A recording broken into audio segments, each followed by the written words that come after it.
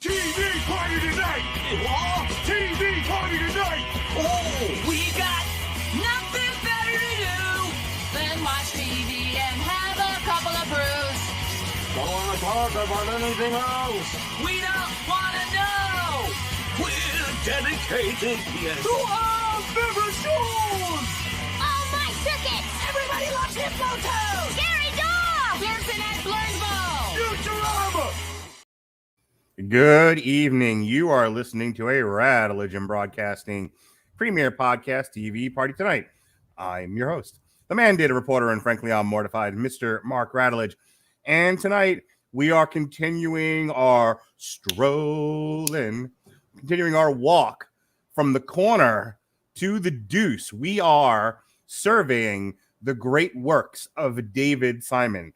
We finished up with Homicide, Life on the Street, seasons 5, 6, and 7. And now we make our way to The Corner, a prequel of sorts to The Wire.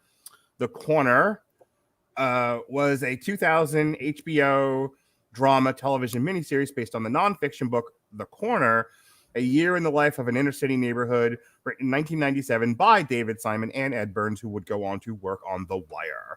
It was adapted for television by David Simon and David Mills.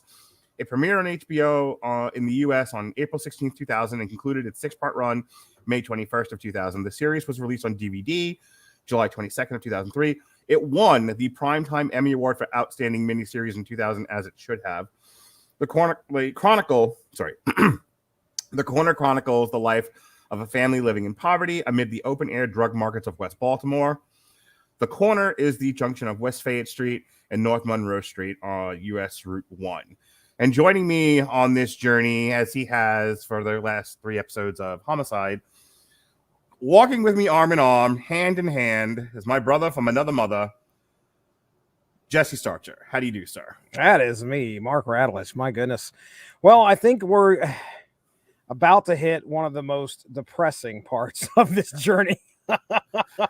You would think at the end of season 5 of The Wire, what happens with Dookie would be the most depressing thing you're ever going to see in the history of television. It's the single most saddest scene, and it damn near broke my wife the first time she saw it. Like, has not trusted me to watch a television show since. The Corner is worse in a lot of ways. Yeah, man. Yeah, this is... I had no idea what we were getting into here other than the description, and I'd never watched it when it came out. Was able to acquire this via some nice people uploaded it to YouTube. So, folks, if you want to, you can go out there and find it and watch it yourselves. I had it on DVD back when those were a thing that I used to collect. When I used to collect things, and I had the box set, and I watched it back then, I think I watched it because I don't think I watched it contemporaneously. I think I found out about it when I was in grad school as a social worker. And this is a piece for that. That's for sure. Right. I feel like in my work in substance abuse, a lot of my graduate work was writing papers and doing research about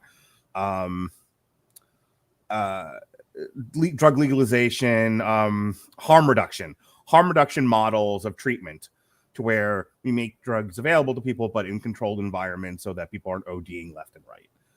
End up like people on this show, that sort of thing. That's what the model. That is the philosophy behind harm reduction. So a lot of my graduate work was in that. And I think that's how I came by The Corner initially. And I also might have come by it because I was watching The Wire at the time. And people were like, oh, if you like The Wire, you should watch The Corner and then kill yourself. So, which is always a rousing endorsement of a television show. I was like, you mean after I watched The Wire and Oz, there's something even better? Man. I watched it way back when, and I used to own a copy of it.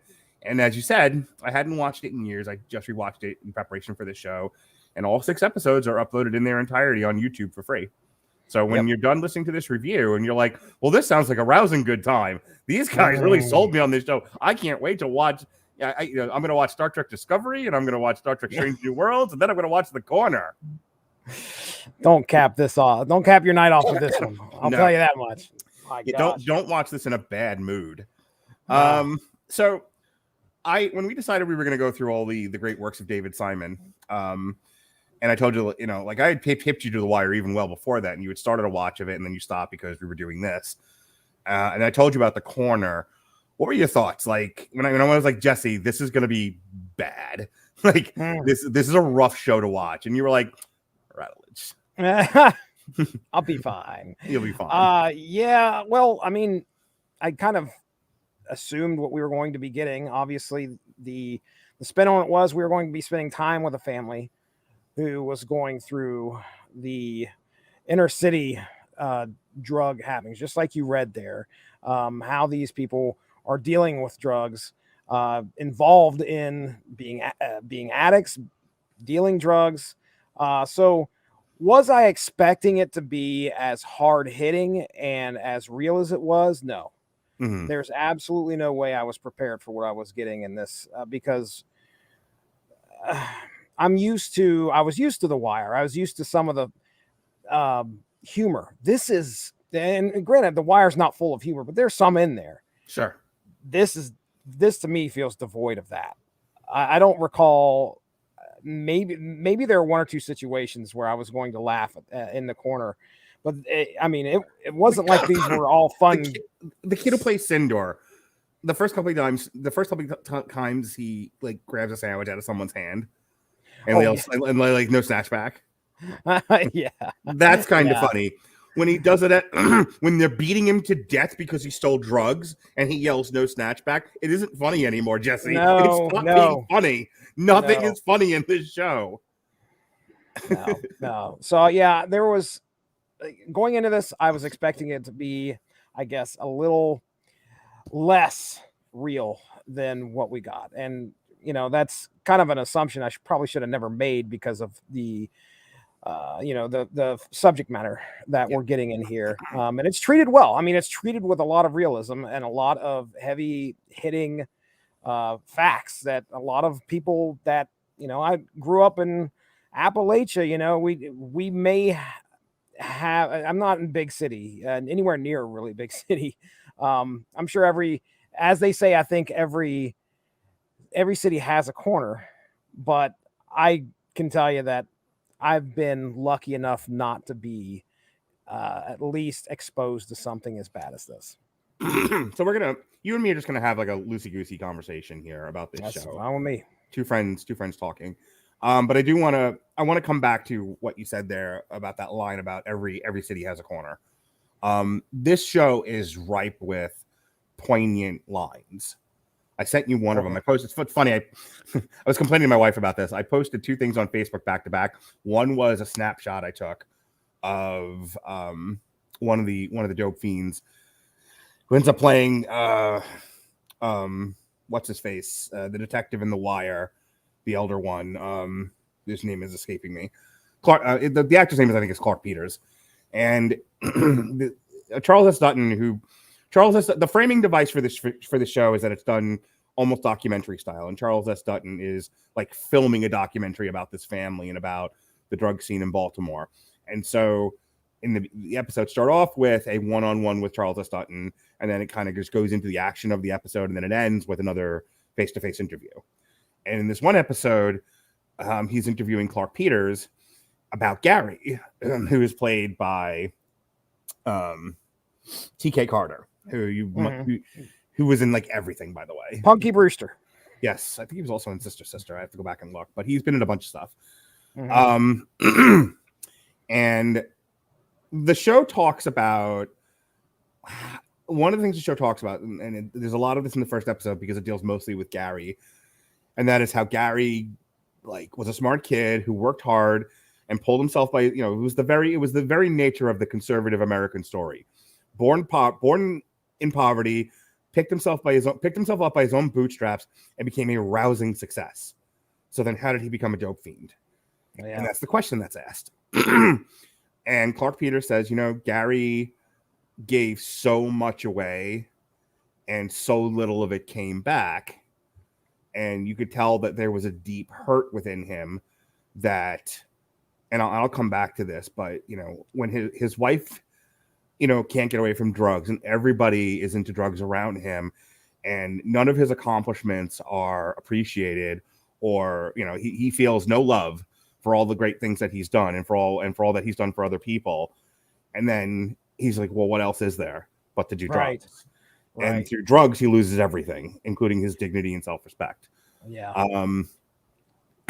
And I put up that line about he gave so much away and so little came back, because it personally resonated with me, that I've always felt like I give more to the people in my life than I get back. And I'm sad more often than not. And I said it to my wife recently, and she was like, I just want to punch you. I'm like, no. But for why? Why, after I've admitted out loud that I feel somewhat unloved and unappreciated, would you want to then punch me? And she was like, because what more proof in this world do you need that you are loved and appreciated than the outpouring of love and appreciation you get on almost a daily basis by all your friends who come and check on you and all your family who loves you? Like, what the fuck is wrong with you? What the fuck was wrong with Gary? Yeah.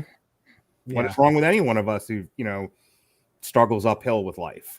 So whether I have some cognitive dissonance about it, whether Gary had cognitive dissonance about it, those feelings are real, and that line was resonant. Yeah. I mean, it's good that you, obviously, I wonder if, it could be a part of the environment as well as to why Gary turned to drugs, right? Because that's the one thing that could make him maybe feel, or at least forget. I don't know about feel. I think I think a lot of what with Gary is that he takes it so that he can forget about the hurt that he feels. And that's powerful when you can put something into your body that makes you feel whole again, or doesn't make you feel, or you feel nothing. Right. That's the power of heroin. Right. Like, if you ever talk to people who shoot dope, and I have, for years, that's what I do. That's kind of what you do. One, the thing they'll tell you about shooting heroin is you'll never be as high as you are the first time. Right. Never. You will forever chase that first high. You will forever, as Kurt Cobain did before he was murdered, shoot gallons of heroin into yourself looking for that very first high, that feeling you get the first time you shoot dope. And you never get it. It never gets you there. And there's an actual biological principle behind that. You have pain and pleasure thresholds, biological thresholds in your body. And when you move the needle past the average point, so if it's, so if you're always at a 5, 5 is what, eating food, feeling love, sex, keeping warm, keeping temperate. These are all things that make your body feel good, and it keeps you at a 5 so that you can go on living. You knock that needle past 5 into 6, 7, 8, 9, 10, right? By doing drugs, for example. That needle, then the new normal becomes 7. And now you're, but then it drops to 3. And now you're constantly trying to get it back to 7 again. It just keeps going like that, and and then it drops even further, and it goes, and you have to do more. You have to do more of the things that make you feel good artificially to get it back up again. Yeah, this is what causes biological addiction. There's a point in this series where a man it basically takes drugs and is being hauled out by ambulance because the stuff that he took was so super strong, it laid him out. And I don't think it killed him, but he's getting taken away. Is this what happens? Blue, right? You're talking about Blue. If it's the one who gets, it's not. If it's the one who eventually gets rehabilitated and at the end becomes a counselor, that's Blue. Okay, I don't know if it was Blue that gets laid out or not, because there's Kurt. I know also. He does. I know. One dies. Kurt ends up in the hospital, and they shoot him up in the hospital. And Blue goes in the ambo. And then goes to rehab and ends up in a halfway house. Okay. All right. So then it's Blue. Okay. Anyway, so he's laid out. He's on his way to the hospital. And what happens to the drug fiends? They all go looking for what laid him out. Right. They're like, oh, that works real well. We should get some of that. There's no recognition at all of this is a terrible thing and we should stop doing it. Trying to get that needle to 7. Okay. So that was a long way road to get to where I wanted to go to, which was, let me first say the first episode just deals entirely with Gary. Like I said, it shows him doing well in school. It shows him meeting Fran, knocking Fran up, having to come home from school to take care of Fran. I think in that first episode, it also deals in a flashback where he has now made enough money working hard and playing the stock market and earning a great deal of wealth that he's able to buy a house in the suburbs. And Fran is so utterly unappreciative and almost disdainful of it. And he says, I was telling Melissa about this because so many good lines in this, he gave so much and got so little back. There's a corner in every city. And one of my other favorite lines in this that he says is, and it doesn't sound like much when I say it now, but if you watch it in scene, if you watch it with context. So Fran gets out of the car, this really nice like Lincoln Town car that he bought, I think it was, or like a Cadillac. Yeah. They have little He's DeAndre doing well for himself. Yeah. He's got little DeAndre with him. And he's like, I bought this castle for you, my princess. I bought this castle. Look at this place. Right. And she utterly is disgusted. She's just like, what people do out here?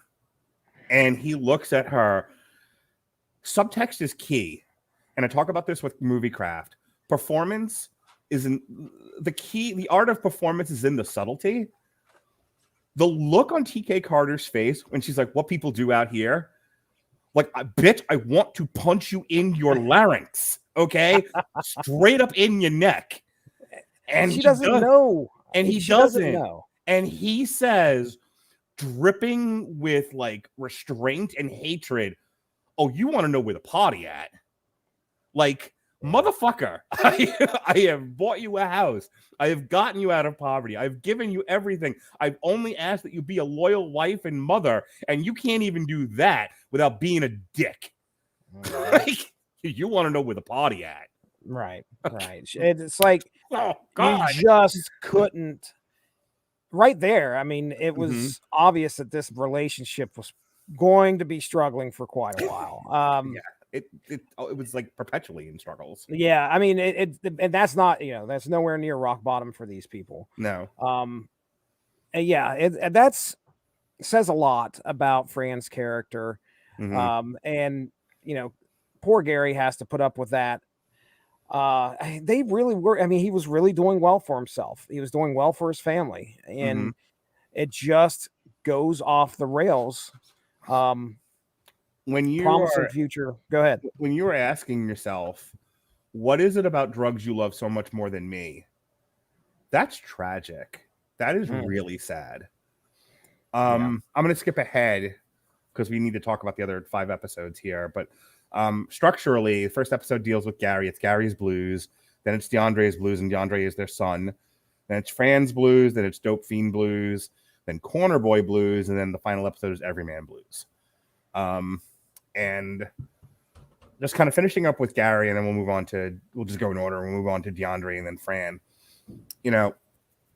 I said when he finds no love from the people in his culture, in his neighborhood, he finds no love from his family, and all he sees around him is that everyone loves drugs, and so he does drugs because that seems to be what everyone else is doing. It's what everyone else seems to love, and so he does it too.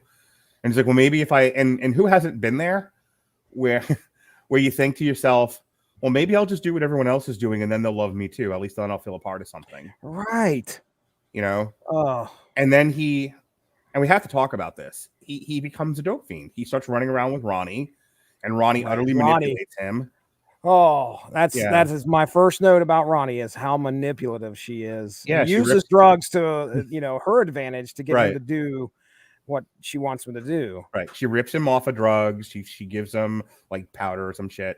When he's able to come up with his own caper and get his own drugs away from her, she calls the cops on him and says he hit her. She calls the cops, right? And he goes to court on a charge of assaulting her, which never happened. But my favorite Gary moment, I don't think it's in this episode. I think it's a different episode. But my favorite Gary moment, and then we'll move on to DeAndre, is the day that he has like a day for himself. Like he doesn't get high for the day. He puts some money together and he goes into like downtown Baltimore. He buys vitamins. He buys vitamins. He goes to the movies. He sees Schindler's List. He walks the dock. Yeah. And then he goes back to the shooting gallery. For those of you who don't know the lingo, shooting gallery is where you shoot dope. It's a dilapidated house that everyone goes to shoot dope in. So he goes to the shooting gallery, and he starts talking about, and it's poignant, but he doesn't have the right audience. He starts talking about how the dehumanization of Jews that allowed the Holocaust to happen, and how he feels like no one's doing this to us. We're killing ourselves. We're committing our own Holocaust. And Reggie Cathy just says, with hate in his heart and drugs in his veins, motherfucker, just shoot dope and shut the fuck up. Shut up and do the dope. Shut up and shoot drugs. Right. and that's what really cements this as being so depressing, that people could realize, or somebody could tell you, you are killing yourself. Yeah. And you don't care. Right. You just like, well, that's fine. I'm going to go ahead and do it. One of the tags I used tonight was Black Lives Matter, and the whole like idea of Black preservation in the face of institutional racism and historical domestic genocide. And that's what Gary's talking about. Right. Gary's like, hey, as Black people, maybe we shouldn't kill ourselves in mass. Mm-hmm. And they're like, shut up and let us kill ourselves. Thanks. Right. What is the line? What do you do with such reckless hate? It's not in this show. It's from something else. I grabbed that from, but I love that line. Oh, it's from Lord of the Rings. What does one do? It's Two Towers. King, what's his face? The King of Rohan. What does one do again? When the orcs are like coming down on Helm's Deep. Mm-hmm. And all is lost, and it's the darkest before the dawn, and they're all gonna fucking die because they've run out of men, and the orcs are closing in. And he was like, "What do we do with such reckless hate?" Mm-hmm. Like Rohan, Baltimore. Yeah, dude. Yeah, and we say that by saying, well, how can you kill yourself knowing you're killing yourself? But there's a lot of this, the magic of drugs. Yeah, well, and the thing is with the corner, it's not like they leave that alone, because what you learn is that a lot of, actually probably all of these people that are doing drugs do not want to be doing drugs. As much as they realize it is killing them, they don't want to do this. Well, here's the thing. I don't know on what level you're saying that, because I think one of the things about the dope fiends in the show, as they are called, they very tacitly do want to do drugs. They want They want to be dead. I could see that for some people. For sure. I could see that with some people on there. Well, this group, what they represent is the zombies. Is the people that they don't necessarily want to commit suicide for cultural, religious reasons. They just want to feel nothing until sweet death takes them.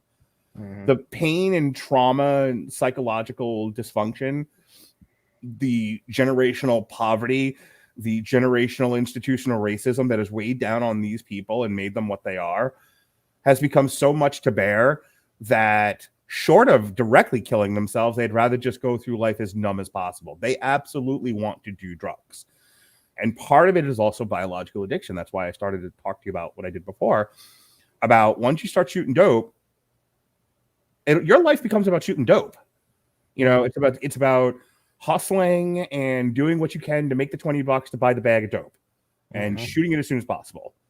And that's what the show talks about. Is like, that just becomes your life. Ain't nobody work harder than a dope fiend. Yeah, it's so funny, because on each one of these episodes, I put my takeaways and my quotes. There's that one right there that you just said. That's a fucking class. One of the good ones. Right here, when words fail, music succeeds. Over here, ain't nobody work harder than a dope fiend. Right, dude. Getting that tattooed right on me. Yeah. So we'll put a pin in that, because we'll talk about that again when we talk about Fran, because or at least I'll bring it up again. But yeah, I hear what you're saying. DeAndre is their teenage son. So the family breaks up. Gary goes away, and he's running in the streets doing drugs. Fran leaves their nice home in the suburbs and goes back to Baltimore, and lives in a shooting gallery. She's got like dozens of brothers. The do drop in. She's got dozens of brothers and sisters that live with her, and they all shoot dope and snort coke. and she's got DeAndre, who's her teenage son, who I think is like 15 or 16. And then she has her younger son, who's I think still in elementary school. And, you know, DeAndre is oscillating between trying to do the right thing and dealing drugs. Yeah. And so a lot of DeAndre's stories about him and his Crenshaw Mafia boys just viling up packages and selling drugs in the street. And part of it is, you know, we talk about the mythology of the rich drug dealer. Freakonomics even like put that to bed, and it was like, no, most drug dealers are not rich. They are struggling themselves, and they're making just enough money to buy sandwiches and cigarettes. Yeah. And that's about it. Like the you know, like everything else in America, the money is made up top, not at the bottom. And so he's selling drugs to help pay for food in the home, to help keep a roof over, to help keep the dewdrop in going. And his mother keeps telling him, like, I don't want you to sell drugs. I want you to go to school. And DeAndre is this very interesting character in that when you think of entitled people, you think of more like, you know, like rich suburban kids. And this kid's a poor as shit drug dealer. And he couldn't be more entitled and disillusioned with the life of the average teenager. Every time he tries to do right, like there's 3 or 4 different times he tries to do right and go get a real job. And it's like the Crab Shack. Yeah. The fumes are bothering him. He doesn't want to do it. He's told to sweep up. He gets a tood. The basketball game. Oh, I'll get to that. Yeah. I was thinking of the next thing was like Checkers. You know, like he goes to get a job at Checkers and he looks at everyone working there and he's like, nah, brah. I don't want to flip burgers. And then he eventually gets a job at Wendy's and he can't get his schedule straight. And they're like, yeah, kind of have to be an adult here and like mind your schedule and show up when you're told, not when you feel like it. And he's like, fuck off. I don't want to do it. He ends up leaving, and I think a friend of his, isn't that where his friend comes out and is like, dude, just all you gotta do is... It was another gangbanger who's like, I like, dude, play by the rules. It's gonna be okay. And like, if I can do it, you can do it. I'm you. Right. It was unreal. And yeah, he is an interesting character because just like you said, he's struggling from doing work on the corner, slinging the drugs, trying to get right and actually become a make money the legitimate way. But what he soon realizes that you can't make that money as quick by trying to get yourself a regular hard work pays off, but hard work is exactly what the line says. Hard work. Right. His relationship with his mother is kind of focused on in that episode as well, where she's, don't do the drugs. Stop slinging on the corners. Hey, you got any drugs? It's like she being a dope addict herself cannot stop herself from interfering with her son's life and trying to steal from him at some point. Right. The father ends up stealing from him. There's a lot of theft that happens, believe it or not. But it's sad because you have family members and friends stealing from family members and friends. That's one of the most depressing parts about this is that you cannot trust anybody. There's a great scene in season 4, I think, of The Wire, where the principal sends home a basket of supplies for Dookie. And they're told, give it directly to Dookie. If you give it to his family members, he'll never get it. It'll be gone. They will ravage it. It'll be sold for parts, you know? It'll be sold for drug money or it'll be used up. He will never get this basket of goods, you know, because again, I think there's another line in The Wire that talks where Bubbles goes to live with his sister and she won't let him in the house. Like there's an entrance into the basement that he has to go through, and the door at the top of the stairs is locked. So all he can do is get in and out of the basement. He can't get into the house. Just like the last time I let you in the house, you stole my television. The tacit recognition that the corner deals with is what drugs does to people, not in the physical sense, but in the spiritual and ethical sense. It turns you into monsters. Yes, it does. You will hurt people around you. You will steal. You will physically abuse them, sexually abuse them.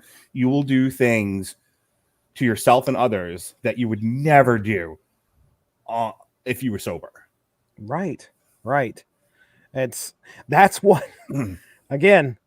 It's another notch in the old depression belt. This is this is a really very ugly show. Yes, it is, and it's necessary and it's real.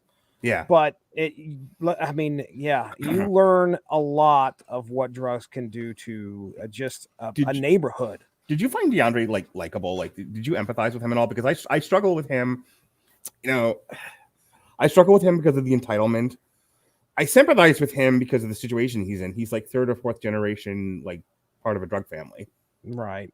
What does one do when you're that embedded? Yeah. Again, a lot of similarities to The Wire. What's this nuts from season 1 talks about this when he's being interrogated at the end. Like my father did it, my grandfather did it. We were born into this. This is our family legacy. So, Yeah, I mean, I wanted DeAndre to succeed. I wanted him to, what do you want out of this? You want a happy ending for every single one of these people. Yeah. Well, now you're going to get close. And when I say close, I mean, it doesn't happen for everybody, but we'll talk about some of that near the end. But in this show, you want DeAndre to be like, okay, love to see this kid turn his life around. Right. Okay, he gets a job. Maybe he goes on the straight and narrow, but that's not the person that he is. Is he likable? I mean, other than me wanting him to succeed, as far as his personality goes, I mean, no, there's not really a whole lot there to like, at least as far as what we get on screen. And I just like you, I sympathize with his struggle. Yeah. I don't know. He's just an everyday kid out there doing what other kids are doing at that time, trying to make a buck, trying to support his family. I couldn't even imagine what it would be like to support my family at 15. Do you remember the line he talked about being in 9th grade at 16 years old? What'd he say? They talked about because at 16 you're supposed to be like either a 10th or 11th grader. That's right. Yeah. And he's in 9th grade, and he was like, "But if I'm cool with it, they'll social promote me." And Charles Sutton's like, "What's a social promotion?" When they promote you for being cool with it, the implication being if he's quiet and behaves, whether or not he knows the work is irrelevant. If he's quiet and behaves, they will just move him to the next grade to get him out of the school. Yeah. There's season 4 of The Wire deals with this directly. This one deals with it indirectly about how it's not just the families. I'm going to say something that's going to sound like a platitude. It's going to sound very like rote, but bear with me. Families are the cornerstone of American culture, with American society, really any society, but let's just focus on our country for a moment. If you don't have functional families, the whole lot of civilization is just going to fall into the fucking river. It's going to be Lord of the Flies out there. Yeah. And there's a debate to be had about why traditional families should be preserved, why non-traditional families should be avoided, why non-traditional families should be preserved, and traditional families should be avoided, depending on which side of the aisle you're talking to.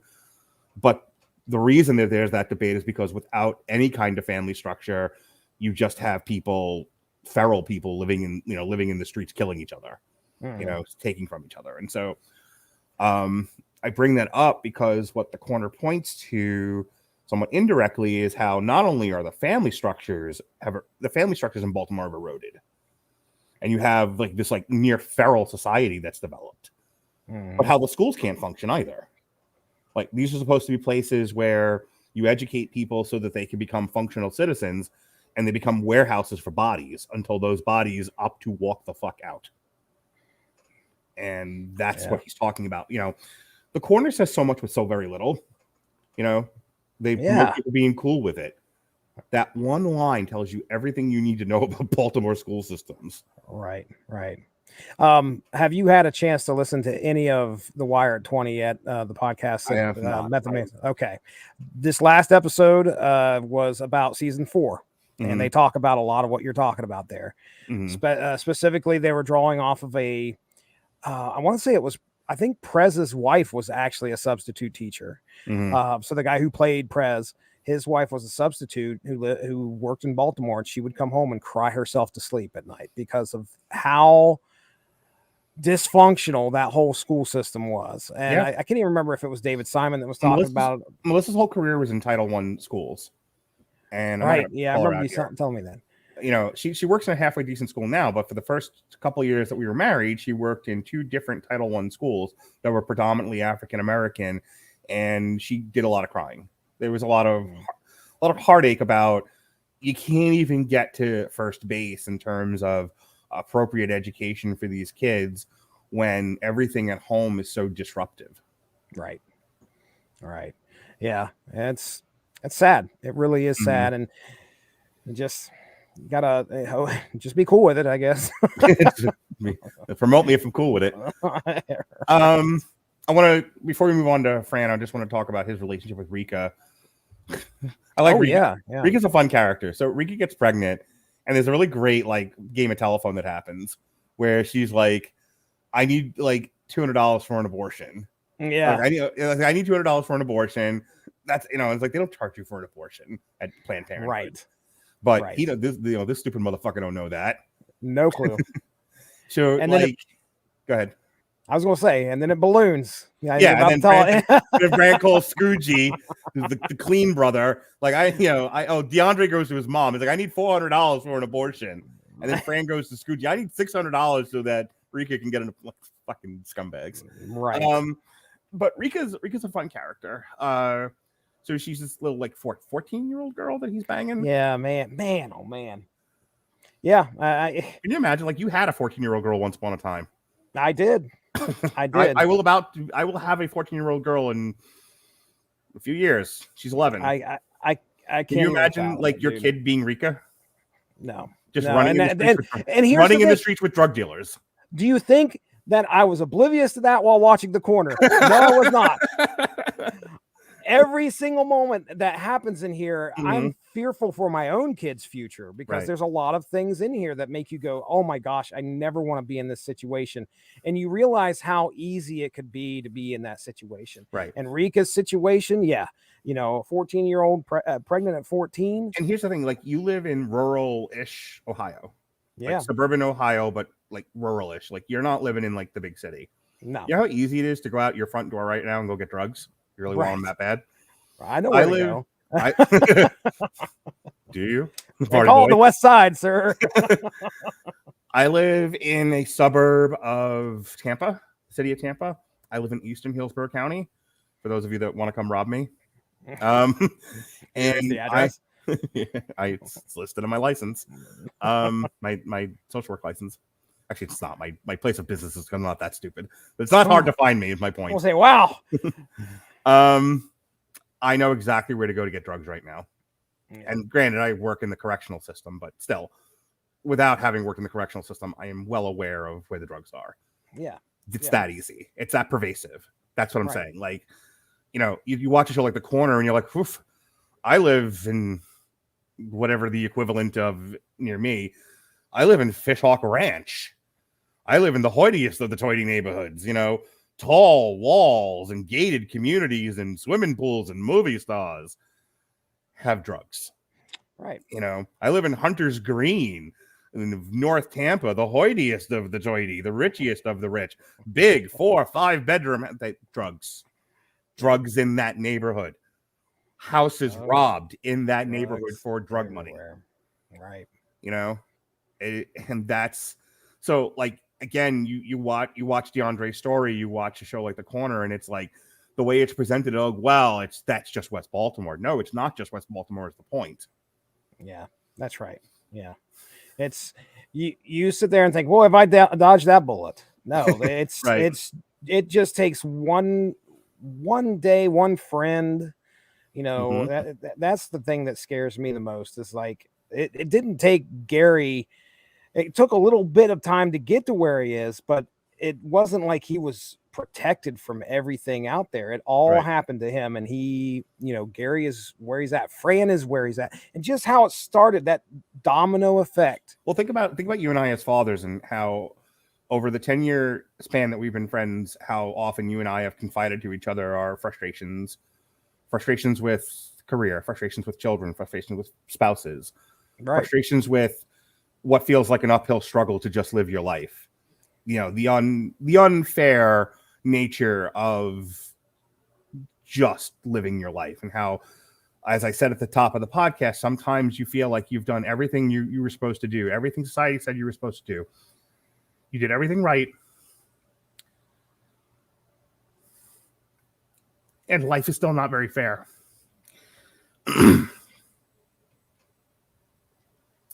And how hard that is. And how easy it would be to walk out your front door right now and get fucking high. That's what the corner is about. That's Gary's story. Yeah. And that's why the show, like, speaks to me. Because we could all be Gary. You know, that's the reality of it. It seems like it seems like a very alien world. You know, the open air drug markets of West Baltimore. It sounds like fucking the Mos Eisley's Cantina. Right, dude. Like, that's so far away from where I live here in Fishhawk Ranch and Hunter's Green, or whatever the Richie Rich neighborhoods of Cleveland, Ohio, where you live. Marietta. Yeah, you got it. Okay. Cleveland, about 2.5 hours north. Sorry, we'll say that's close enough. We're going to Cleveland next week. That's why I said it. Yes. Trying to figure out whatever big city you were near. I guess what, Cincinnati is the closest city? Columbus is probably the closest. Columbus. Okay. Yeah. You know, the open air like drug markets of Columbus, Ohio, but like it's really just outside your doorstep if you look far enough, if you look close enough. Right, man.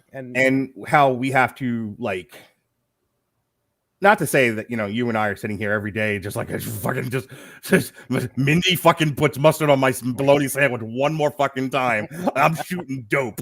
You know, it's like not that, but I hate mustard. Good takeaway. You know, but there is, I think, for all of us, especially us men, you know, that struggle to do what we need to do to keep our families together and feeling like you get nothing for it in return. You just like, it's just so easy to say fuck it. So that's something we used to talk about in grad school, you know, and talk about in terms of therapy. You get the case of the fuck it's. I have done everything I can to be the best person I can, and it's not enough. Fuck it. Run out the door and do the thing that makes you feel good for at least a moment. Right. This is a fun conversation. Well, the corner is definitely not a fun show. So hey, let's talk about Fran. She's a fun time gal. Yeah, old Fran. Wow. Yeah. Francine Boyd. Yeah, just like you said, wife to Gary, mother to DeAndre. This is a character who's, as we said earlier, she wants the best for her son. She wants she doesn't want to see her boy out there slinging dope, but she's also a drug addict who... Isn't she like a study in dichotomy? Oh, yeah. Oh, yeah, absolutely. Like, this is a mother, though. This is a mother. This is a mother who wants the best for her children. Every mother wants that. But she cannot escape the demon that's on her back. And the thing is that the greatest part about this show is her journey into rehab and getting out. You talked before about, like, you know, for God's sakes, does this dark black hole of a show have a fucking happy ending? Well, Fran in blue. Fran gets clean and stays clean. You know, Fran gets clean, fucks up, and then gets clean again. And so Fran's story is a happy one in the end. Yeah, in the end. As is blue, you know, after his ride in the ambo.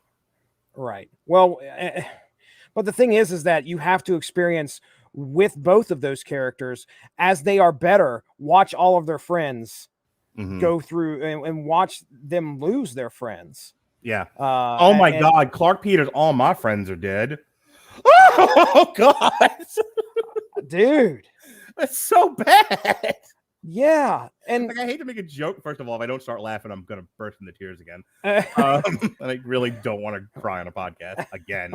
So, but yeah, that line when after I think they cart blew out and he's just like, it's not even like a sad delivery. Clark Peters just sort of matter-of-factly fucking says, like, all my friends are dead. That is a man who probably grieved the first friend he lost, and then started watching more and more and more die from overdoses or whatever, and just like you said, he's come to grips with it. He has an understanding, and possibly is awaiting death. He knows it's going to happen. Is not one of the saddest scenes in there when he falls out and ends up being hospitalized, and Rita and Reggie Cathy's character sneak in to shoot heroin into his into his drip. You're gosh. We started talking about Fran, but we're running close to an hour here, and I have to bring this one scene up. Blue gets clean. He falls out. He gets clean. He comes back, and he walks into the shooting gallery. And he's not Gary. Gary is a punk. Gary they make fun of. Just shoot dope and shut the fuck up. Right. Blue they respect. And Blue apparently in that little scene where he's like, I started all of this and I feel like I have to end it. Gary's not wrong. We're killing it. We're killing ourselves. And they're just ignore him utterly. And they're just like, miss you, Blue. Thanks. Walk away. Like Clark Peters just walks the fuck back up the stairs again. He has as much as he wants he's trying to get these people to realize what's going on as well. And he's trying to get them to turn to rehab or do something to get out of this lifestyle that they're living. And he has no sway over him. And I think, again, I'm happy for Blue. I hate seeing him have to watch this happen to his friends and come to the understanding, the realization that he can't do anything about it. Right. To the credit of the writing and to the credit of the performance of that scene, they don't lean too heavily into his need to fix the giant wrong he created by presumably getting all of these people on drugs. Right. It's like he kind of gives it his level best, but if you don't want, we talk about this in treatment all the time. You cannot force people to get clean. You can clean them up. You can strap them to the bed and, let them go through detox, give them some orange juice and some, Tylenol, and they'll get clean. Yeah. But actually, they'll get detoxed. But if you don't want to be clean, as soon as you're off that bed, as soon as you're out of rehab, you're back in the shit again. Yeah. And there's that tacit acknowledgement of that in that scene where Blue's like, Blue basically confesses guilt. I started all this. I feel like I have to finish it. And they all utterly ignore him. They're like, nope, we're goners. Leave us alone to die. Oh, man. Blue's like, okay, I tried. It's either in that scene or maybe it's sometime later, but we get a good look at Rita's arms. Oh, and they're all like Mercered out. She's like 90% Mercer by that point. Gosh. And she's like, I'll go to the hospital. Oh, you need to go to the hospital. Oh, I will. Yeah. She's climbing, your arms are gonna fall off. I'll get there eventually. Yeah. But it does speak to the nature of drug use though, doesn't it? That you're so married to the needle, as Bubble says in The Wire, that you won't even go to the hospital to get yourself well enough again to go back and shoot dope. Right. That's what they're saying in that scene. She won't stop shooting dope long enough to get well enough to go back to shooting dope. Yeah. Just like, it's not worth it. It's not, I don't have the time. I might not get high at the hospital and I'm not missing a day. Like that's the power of heroin. Right. So back to Fran. Back to Fran. You mentioned dichotomy. Mm-hmm. And you were talking just a few seconds ago about wanting to get clean.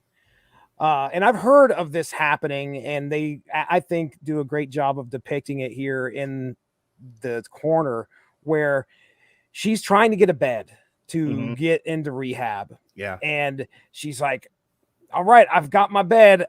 We're going tomorrow. And she just straight up parties that whole night before going to rehab. And I think it's the next day she goes and she learns at the rehab center that her bed's not going to be ready for like another like week or month or something Right. like that. So she just completely drained of all like any motivation to try and get clean. She goes back to the Dewdrop Inn and just resigns herself to hopefully get that bed. But the good thing is that she does. I was worried like she would get it and she would be so far gone she would miss it. That doesn't happen. She's able to actually get back into rehab when she's scheduled to. So the actress is Candy Alexander, who you might remember from News Radio. Hell of an actress. She's really outstanding. Yeah, she is. Because I remember her from News Radio, and she played such a well done, moneyed professional character. And here, there is without being silly and without coming across as what some would perceive as like racist or prejudice, but there is a cadence to how culture and races talk, behave, mannerisms. You know, a urban Black person speaks away, moves away, and as do like Southern white people, they have a way about them. Mm-hmm. And some of it can be off-putting to some people. Some of it is attractive to other people, you know, that very same thing. What I'm trying to get at is what Candy Alexander does with Fran is she captures almost like the worst elements of those intrinsic behavioral and speaking ways of the urban Black woman. Mm-hmm. Like the hands on the hips, the kind of like wiggle in the hips that she does when she talks. So she says things like, and this is total like dope fiend addict behavior. She's like, I'm not about to, I gotta do it with the hips. I'm not about to give up sex and chocolate and dope all at once. Mm-hmm. If this were Family Guy, that would be like a joke, you know? Right. But like that's her, and that is how people talk, and that is that mindset. Like, you're here to get clean, to give up vice, to live, to find virtue and live it, because everything you've done up to this point in your unrestrained, godless lifestyle has fucked you up and your children. Right. And you're trying to climb out of the pit, and it's like, I'll give up the drugs. Let's cool it with everything else. And it's like, boy, are you missing the point. Right. And to like, what are you talking about, Rattle? It's like a scene where they show up to her rehab and like fucking throw chocolate over the fence. Yeah. You know, yep. I'm not about to give up Mr. Goodbar. Mm-hmm. That's the line. I'm not about to give up Mr. Goodbar. Oh, man.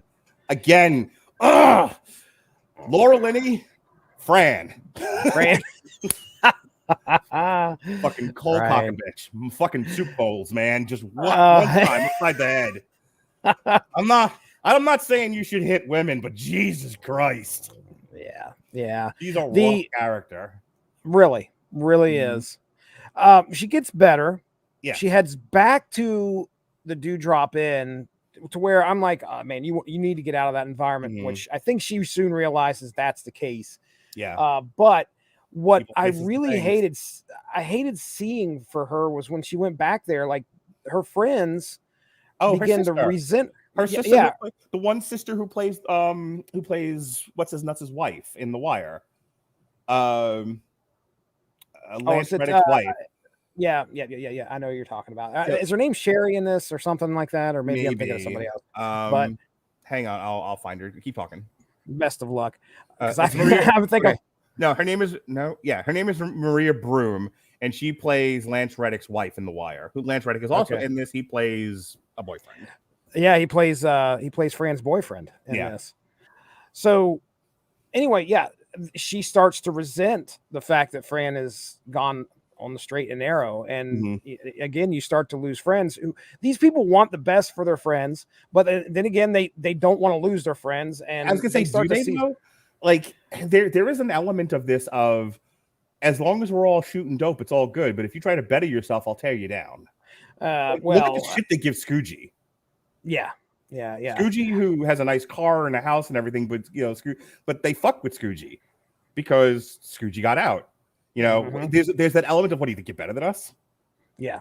You know? Yeah, that's exactly right. I mean, they have this like, just like you said, you think you're better than us, and they start to resent that person who got.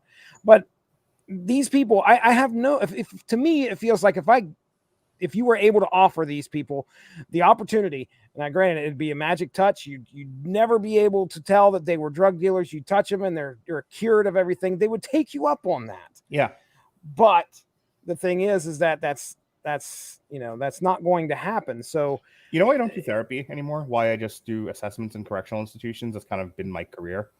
I don't do therapy because nobody wants to do the work. They want the pills. Oh yeah. They want the pills, but they don't want to do the processing. Right. They're trading one vice for another. Trading one drug for another. So people come in and they go, I have anxiety and depression. Give me Xanax. Xanax will make me feel better. And it will. Try it sometime. It's like smash it and snort it. No. We are not advocating doing that. No, this podcast. That is a joke, ladies and gentlemen. You should absolutely not snort Xanax. Do not do it. But I really got sick of like being invested in trying to help people better themselves, but the key word is better yourself. And being met with resistance, and everyone wanting the you know, I always use the metaphor of the television show Gung Ho, or the movie Gung Ho, where they have a quota that they have to meet the Japanese quota, and everyone freaks out about it. So Michael Keaton lies and says, "Oh, well, there's a medium quota that's more doable." There isn't, but that's what they want. They want the medium quota. They don't want to do the processing. They don't want to do the self work. They don't want to make the hard changes. You know, reframe their thinking, change the natural knee-jerk behaviors that make you a less than thrilling person. They just want the drugs to kill their feelings. They just want to feel better. Everyone just wants to feel better. And this is why I don't do therapy anymore, because I got real fucking tired of that real fast. Yeah. So it became a lot easier to take. Yeah, it just becomes easier to take a measure of a man, fill out a piece of paper, and move him down the line. Because like, if you're not going to do the work, why should I? Mm-hmm. And that's the corner, you know. Fran does the work, but it takes some doing, and she falls a lot. You know, she falls into old behaviors. She takes in a boyfriend, and the boyfriend robs her blind. You know, he's out like in this. Lance Reddick's out there in the street. Baby, come back. You can blame it all on me. I was wrong, and I just can't live without you. And she fucking leaves the door open, and he walks in and robs her blind. Right. Ma, he even stole the cereal. They walk down. Everything is gone. Everything. What are you going to do with cereal? What do you think you're going to get for it? Oh, it's horrible. What a world we live in when you try to sell cereal for drug money. So, not surprising. We have just about hit the hour mark here, and we've talked about the three main characters, and we've alluded to some other stuff that happens in the show. It ends with Gary dies of a heart attack, and there's a narration said by DeAndre that talks about how Gary never felt loved. Can I tell you, every time I've watched the show several times, and I've watched that ending several times, and fucking every time I cry. Every time they talk about Gary dying, it breaks my heart. To feel unloved your whole life, to struggle, to do all the right things, get nothing back, and die feeling like you mattered to no one. Right. Yeah, it's rough. And then, it doesn't stop there. No. I mean, so DeAndre ends up becoming a drug user himself. Mm-hmm. Ends up shooting that whole crew. That his whole crew gets fucked up. Like, they're just dealing, but one by one they go down. Boo goes down first.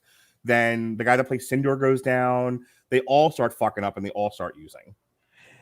Doesn't DeAndre just get bored one day and decide to try it, and then it just starts from there. Well, again, it's what I was saying before of what is the Bill Cosby line about cocaine, where he's like, I asked somebody one day, what is it about cocaine that makes it so wonderful?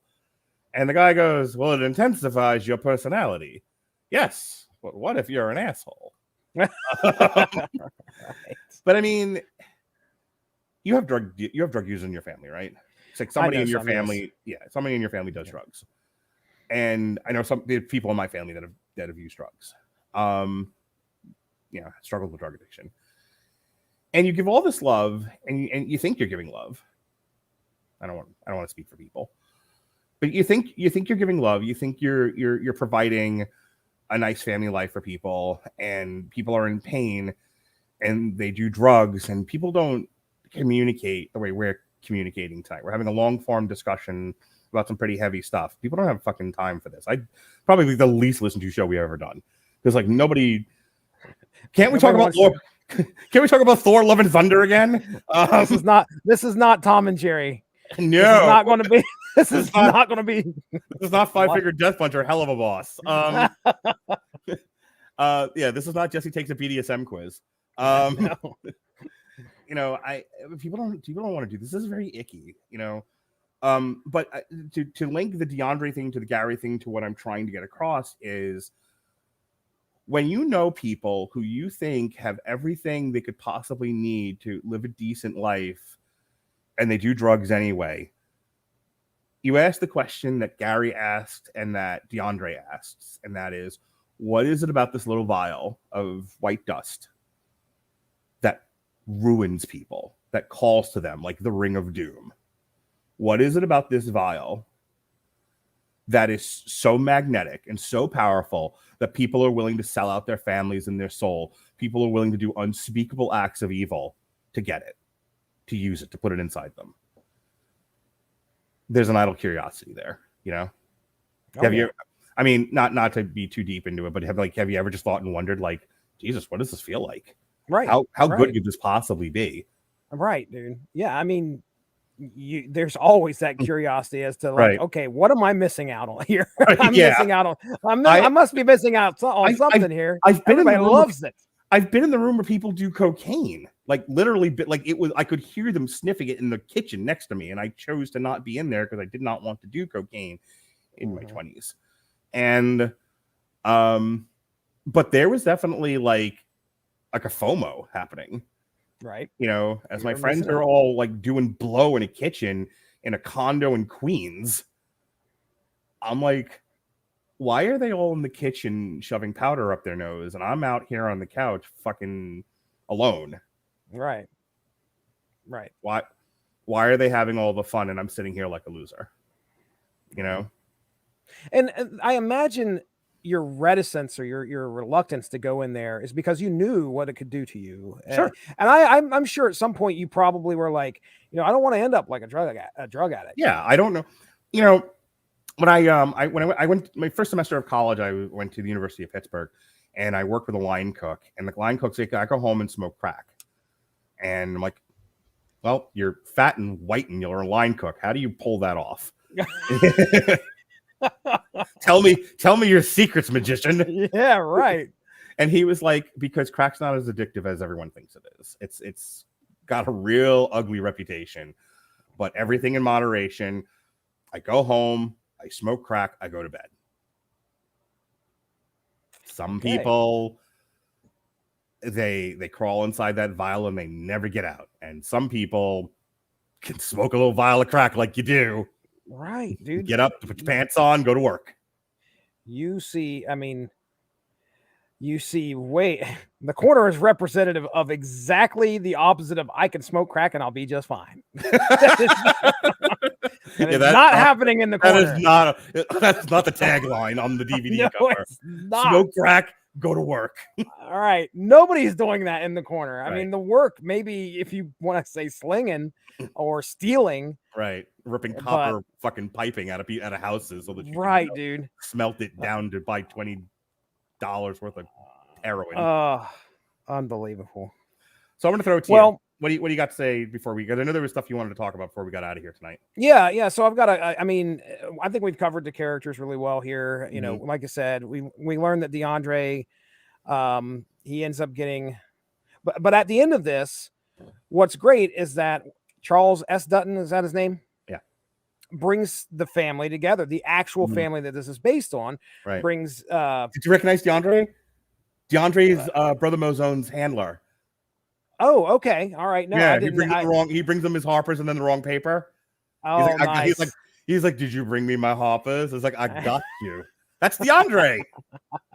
That's great. Well, so anyway, Charles sits down, goes to the corner and has a discussion with Fran and also DeAndre, and they talk about Gary's passing they all stand around and there's probably I think they spend 10-15 minutes with them talking about what has happened to them since then. So I like how they called it a movie, by the way. They're like, oh, when the movie comes out. Oh yeah, right. It's a long ass movie. A fucking Disney Plus series. Yeah, put it on there. Oh boy, Ms. Dope Fiend. Oh boy. Well, let's go ahead and I will talk to you about the article that I just found prior to going on to this podcast tonight. This is from the Baltimore Sun, May 10th of 2022. So Denise Francine Boyd, I'm going to read directly from the article here. Denise Francine Boyd Andrews, whose desperate, determined, despairing, and ultimately triumphant battle with drug addiction was chronicled in the Emmy Award-winning HBO miniseries The Corner, died Tuesday in her Parkville home after a brief illness. She was 65. So Fran passed away a couple months ago. The cause of her death was unknown. Says that her first husband died from a drug overdose. That's Gary. Her 2007 wedding to her second husband, Donnie Andrews, who inspired the character of Omar Little on the HBO series The Wire, was chronicled on the front page of the New York Times. And, so Fran went on to, I watched a little bit of a short here as well. It was recorded in 2011, I think, where she went on to go on with Donnie and create some great organizations to try and help people basically get out of the situation that they're in. And Fran, she did well for herself. She was helping others get away from addiction. So she stayed clean from what I could see. Her second husband, Donnie, died of a aortic dissection in 2012. So, also, her son, DeAndre, died of a drug overdose in 2012. So tragedy, as they say, did not stop following these people from the corner. It sucks to see DeAndre actually, relapse and has actually died in real life. That's really sad. It's not easy once the streak gets its hooks in you.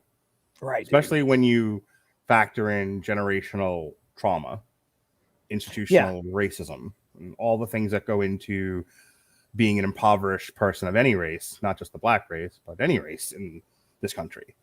What that does to you mentally, behaviorally. These people try. There are resources. There are places to go. There are people willing to help you, but it's not easy, and people fail a lot. Right. People get clean. Funny, the way our medical record system works at my job, we can see every time you're arrested, because every time you're arrested, we have to do a new chart for you, and it just accumulates one after another. Oh, and that's probably the first thing you look at is how many times has this guy been in here? Yep. How many files are there? Before I sit down and talk and do an evaluation, a mandatory evaluation for anyone with identified mental health issues that is arrested, the first thing I do is a chart review. And you'll see people they haven't been arrested since 2014. This is the first time, and they'll say I was doing good for a while. I was doing good. I was working. I was this, I was that. And who knew I had a warrant for child support, which is another thing, just as an aside. Everyone is not to be the tree hugging liberal on this network, but tree hugging liberal snowflake communist. But we talk about crime and punishment, and we have to be hard on criminals. People get arrested for trespasses and warrants for child support. Like, not everybody that gets arrested is like a hardened fucking criminal. Right. And, you know, that John Oliver, not that long ago, did a whole thing on like probation, what a racket that is. So you take probation because who the hell wants to go to jail? Who wants to do actual time? But you have to pay for probation, and you have, you know, and if you miss a payment, if you don't pay your fees, you have violated probation, and you will do the time anyway. Things like that, you know. You are sentenced to anger management classes. Oh, that sounds easy enough.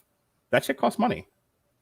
You know, you think about the kinds of things that a working middle class person takes for granted. We have health insurance.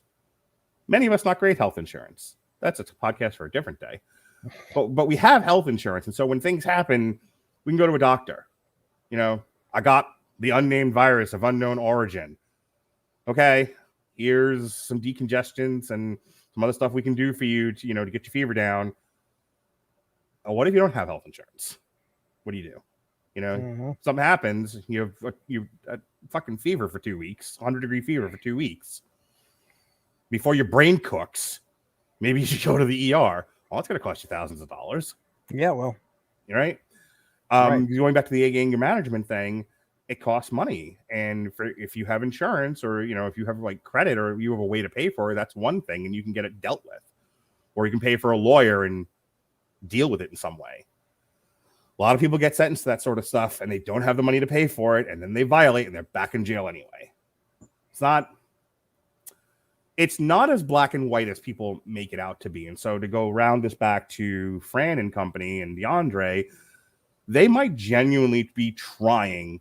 They might genuinely look around and go, maybe I don't want to be a drug addict monster.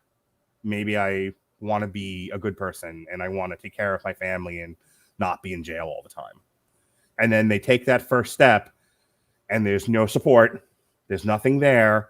They fall flat on their face, and then everyone crowds around them and goes, fucking dope fiend. Yeah. See, fucking loser, can't get his shit together. Right. You look at, it's a little upsetting.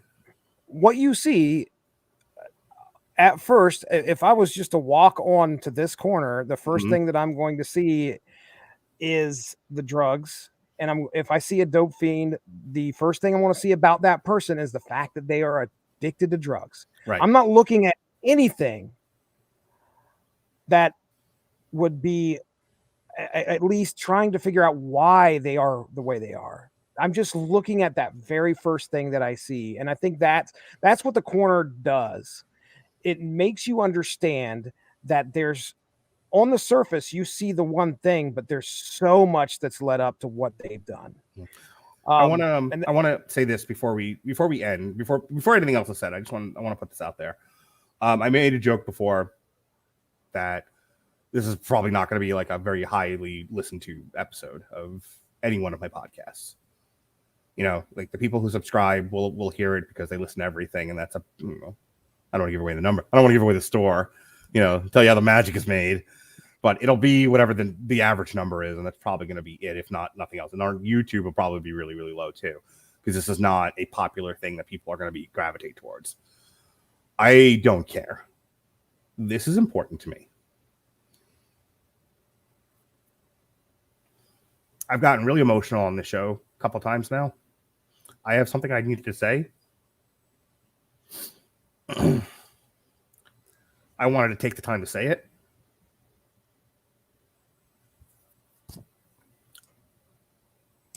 And I don't really care if anyone listens. Anyway, what were you saying? It's powerful, man. I mean, the show is powerful. The message that's coming out of it is powerful. The emotions that you and I both feel because we've watched it are very powerful. That's what makes this six episodes. I think they're like a little bit less than an hour, maybe a little bit more, but some of the most powerful television that's out there. One of the most powerful series that we have. I mean, we looked at Homicide and it was just full of procedural drama. Stop shooting up the fucking squad room. Stop shooting the squad room. God damn it. But even that one, like, I don't think I broke down quite like, well, no, I did with this cancer stuff. Yeah, but dude, But like, I don't think I broke down this much during our discussions of Homicide. No. This is. But I'm really. That's how much the show affects me. You know. Right.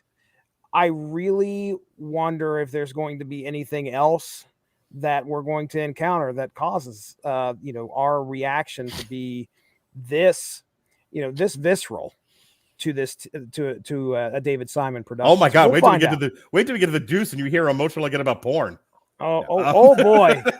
If you start crying, then I'm gonna start wondering what in the world is going on. Can't we have feminist porn? Is what I'm trying to say. I'm sorry. But Probably my final words, Yeah. my final words for the show itself. Mhm. When I came away after the final episode, there were two things that I really understood. Number one, I understood how thankful I am for where I am right now, and the fact that I'm not an addict. It really does make you like grateful that you have a functional household. Yes, you have a support system in place. Mhm. You're not addicted to drugs. I was so thankful for that. But the other thing that I left with was how quickly that could turn, how events in your life could just flip that around so easily. A nudge in any direction, and you and I conceivably could be out there. Absolutely. I did not look at this and go, I'd never be like that. Right. You're an idiot if you look at this show and think to yourself, I would never do that. I would never be like that. No, you are fortunate enough to have circumstances in your life right now that you're not an addict. And that's all you can be thankful for. But I think that's why the Gary character speaks to me the way that he does. Because we could all be Gary. Gary wasn't a bad person. Gary wasn't a derelict personality. Gary came from a good home. I mean, he was poor, but just because you're poor doesn't mean you're immoral. Right. And Gary did all the right things. Gary's story is about sadness. That overwhelming sense of sadness that you are utterly disconnected from the world around you. Try as you might to get past the walls, real or imagined, that are in front of you. That's why his story, more so than Fran's or DeAndre's or any of the dope fiends, touches me the way that it does.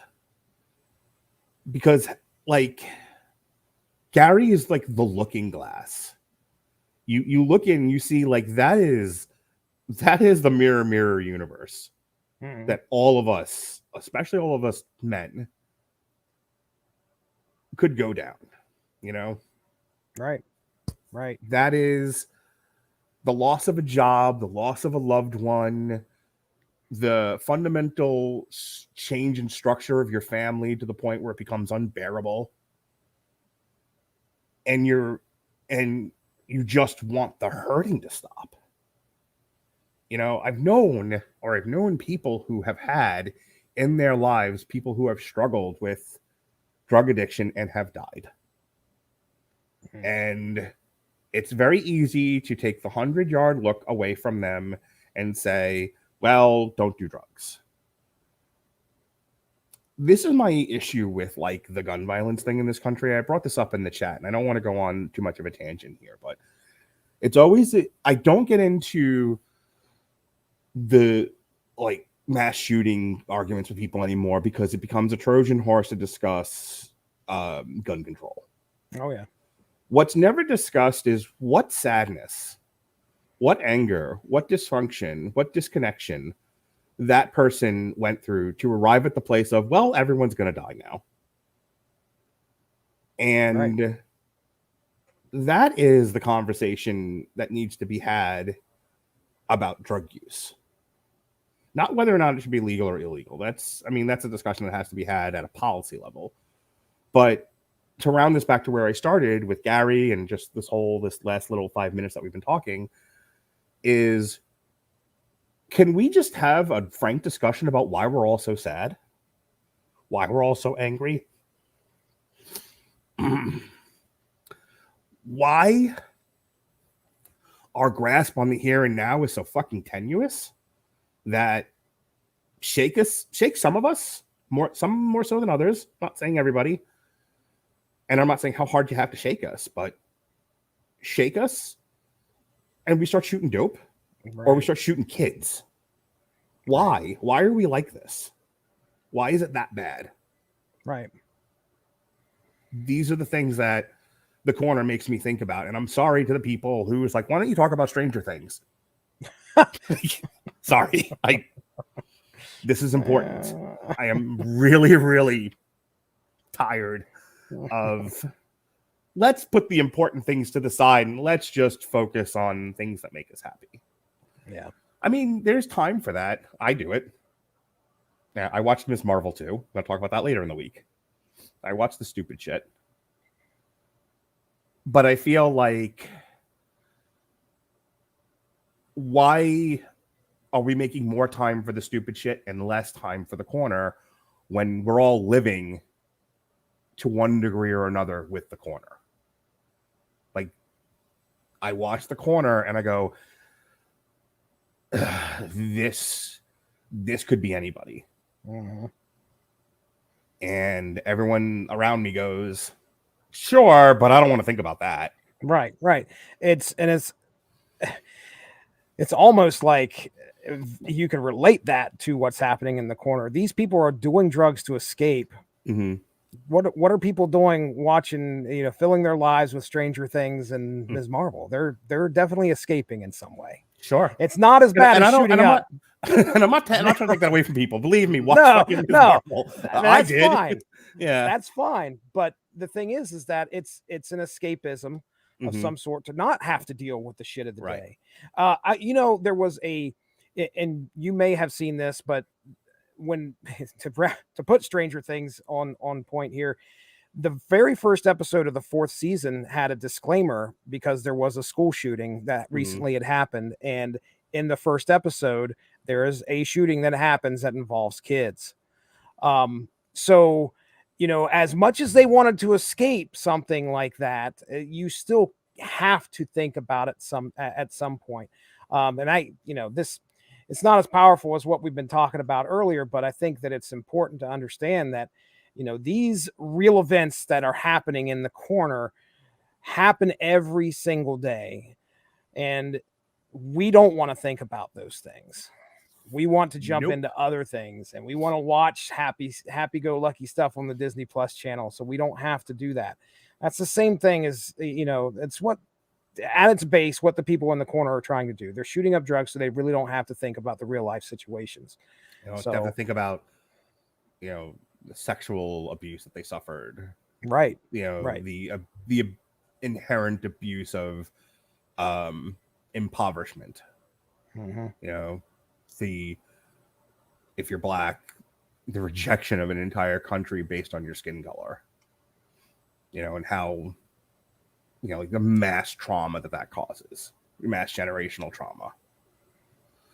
So this was fun. Yeah, let's get into plugs and talk about all this happy-go-lucky stuff we've been doing with ourselves. Hey, Jesse. Want to know what we're going to be talking about on the Happiness and Radulich podcast? Tell me all about it, Mark Radulich. Well, Jesse Starcher of the Screaming Boy podcast. We were actually supposed to talk a couple times, actually. We were actually supposed to talk tonight. Sean Comer and I were supposed to talk Studio 666. Studio 666. Foo Fighters thing, Yeah, Tenacious D in the Pick of Destiny in Detroit Rock City, but Sean thought we were recording Monday and not today, so we are going that tomorrow. I'm going tubing tomorrow with my good friend. We're gonna take her kid and my kids. We're gonna go tubing tomorrow, and then hopefully I'll be back in enough time and we'll do Tenacious D, Studio 666 starring the Foo Fighters and Detroit Rock City. And then here and the fun times continue here in the Radulich and Broadcasting Network. Don't you understand? We are. I wish you would have had a theme week of nothing but depressing stuff. starting with the corner. Welcome to Nigh Suicidal Week on the Radulich and Broadcasting Network. Perfect. Welcome to Life of Agony Week. Oh boy. Yeah. Oh. Could you imagine? Um, so yeah, more depressing things. We're gonna review Where the Crawdads Sing, which was very, very good, but it's one of those where it's so much easier to tear apart like stupid Marvel and dinosaur films and other comic book bullshit than it is to actually like talk about like well-made Oscar baity type movies. I don't know what I'm gonna. I saw Where the Crawdads Sing. It's great. I don't know what the fuck I'm gonna say about it. I'll be there with Robert Winfrey though and Jason Teasley, so we can all say nothing or everything together. It'll be fantastic. I guess Teasley will have something to say for about 5 minutes. It'll stretch my muscles as a reviewer, so that's why we do them. That's why when he suggested it, I was like, sure. I'm taking a break Wednesday, and then Thursday we'll talk about the Dopey Miss Marvel show. And then I'm on different vacation. Kind of dope. Yeah, different kind of dope. or the same kind of dope, but less liquidy. And then I'm on vacation for a week. So get this lineup of re-aired crap from the Blog Talk Radio years. You ready, Jesse? Let's hear it. Here's some canned spam for you. I love it. We're gonna re-air my review of Cooked, which is the 4-part Michael Pollan documentary that aired on Netflix a bunch of years back, based off the book The Omnivore's Dilemma. And I had my buddy from work on that show, so that'll be fun. Okay. Yeah. And then we have Long Roads to Ruins. We've got the first Long Road to Ruin in 2 parts. We're going to be looking at the Highlander series. So part 1 is the first 2 movies. Part 2 is the second 2 movies. And that'll be the 24th and the 25th. On Tuesday, in place of a new Damn You Hollywood, will be an old Damn You Hollywood. But if you hadn't heard it yet, it'll be new to you. It'll be when Robert Winfrey and I reviewed Pan from Warner Brothers Studios. Yes, there was a prequel when Peter Pan was just a lad, Jesse Starcher. Fantastic. This is the one where they're chanting "Smells Like Teen Spirit." I think I've listened to you guys review this show. Never watched the movie. It's as bad as it sounds. Oh boy. And then we have our 4-part Long Road to Ruin on the Harry Potter series. We broke them up 2, 2, 2, and 2. So part 1 is the 27th, part 2 is the 28th, 29th, and the 30th. Ends with the Deathly Hallows, part 1 and 2. Which brings us to the 31st. Now the 5th, the new Predator movie comes out. That's going straight to Hulu. So we're kicking off the week with some re-airs of the old Predator stuff that I did. We had the Long Road to Ruin for the first 2 Predator movies. And then an on-trial for the movie Predators, plural, where they dropped the people on the alien planet and then they got attacked by predator dogs. That'll be on August 1st. And then we are back live. Our first live show since the 21st. My vacation will be over. The re-airs will be over. And we are coming back live with our signature show, Damn You Hollywood. It'll be DC League of Super Pets. But more importantly than all that, Jesse, you, me, and Robert Winfrey, the 3 wise men of the Radulich and Broadcasting Network, we're going to be reviewing in vascular detail season 3 of The Boys. You have no idea that what you just said is actually true. Well aware. I have heard tall tale of the vascularness of The Boys season 3. That is great. So yeah, me, you, and Winfrey, 9 o'clock, sexy date, The Boys season 3. And then on Thursday, speaking of sexy dates, we have finally reached the end of Lordiversity. We are finally ready to graduate. Ooh, wow. Ooh. It's been a long road ahead. But Master Beast from Beyond, or whatever it's called, the last of the Lordiversity albums, we'll review it for you in vascular detail. I hear you review comic books. As a matter of fact, I do a comic book podcast called Source Material. You can find that on the Source Material Comics feed. You should be able to find that right here on the W2M network. Recently, we had our airing of Unspoken Issues, which is a 90s-centric comic book podcast. We're usually covering just about anything that's happening in the 90s there in Unspoken Issues. Last Wednesday was Star Trek The Next Generation crossing over with the X-Men. That's right. It was called Second Contact. It took place 1 minute after the movie First Contact. That's right. Ends up that the TNG crew goes sideways into an alternate reality. Sure enough, it's the Marvel 616. Good stuff happening in there. And this upcoming Wednesday, we've got Fugitoid. That's right, solo podcast on Fugitoid. You're like, who in the world is Fugitoid? Well, he's somebody that piles around with the Teenage Mutant Ninja Turtles. And then shortly after that, the Teenage Mutant Ninja Turtles, The Last Ronin. That will be me and Alexis Hana and Benjamin J. Colon getting together to discuss what happens in that 5-issue series. So if you like comic books, come on over, check it out. Also, shout out to the Kapow, the Pop Culture Podcast. Our second episode of Kids on Bikes happened. And man, is things getting crazy over there in that role-playing game land. It is insane. We got another couple episodes happening on that, and we should be done with the whole campaign. But if you like role-playing games, you like Kids on Bikes, you like Stranger Things, well, check it out. We're having a good time over there. That is all I got to say about that, Mark Radulich. Well, we've had a fun and exciting show here talking about a very light and frothy television show. Easily digestible. Oh, yeah. 6 episodes that I've never wanted to cry so hard in my life after watching it. That's unreal. I don't know what you're talking about.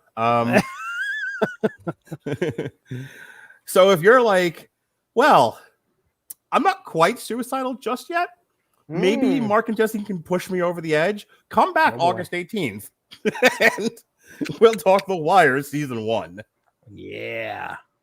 And then we'll do season 2, September 12th, season 3, October 13th, season 4, November 17th. And then just in time for Christmas and New Year's, it's The Wire series finale. Oh, wow. Yeah, get your Christmas goose early with Jesse and Mark. Woo! Do one of these.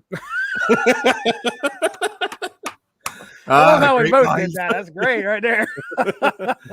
That's funny. I don't care who you are. All right. Well, folks, this has been a happy-go-lucky, light, and enjoyable discussion of a really great award-winning series that everyone should watch with their families and have a discussion about. This is the kind of show that brings families together and gets you to get you talking, get you feeling. Struggling like it's well, it definitely gets you feeling. That's for sure. Man, does it ever. All right. I'm glad we did this, Jesse, despite despite me having to hold back a well of tears and failing somewhat. Did all right, man. You did fine.